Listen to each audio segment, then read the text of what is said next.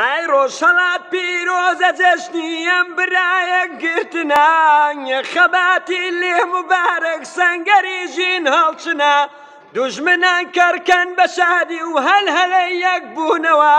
ڕۆژی مەرگی ناعەزانە سەردەمی پێشکەوتنە یەکمە بەس هەنگاوی پیرۆزت لەسەر چاوم بنێ چەڵە بۆ دوژمن بکۆڵە بەسام خێڕشتنە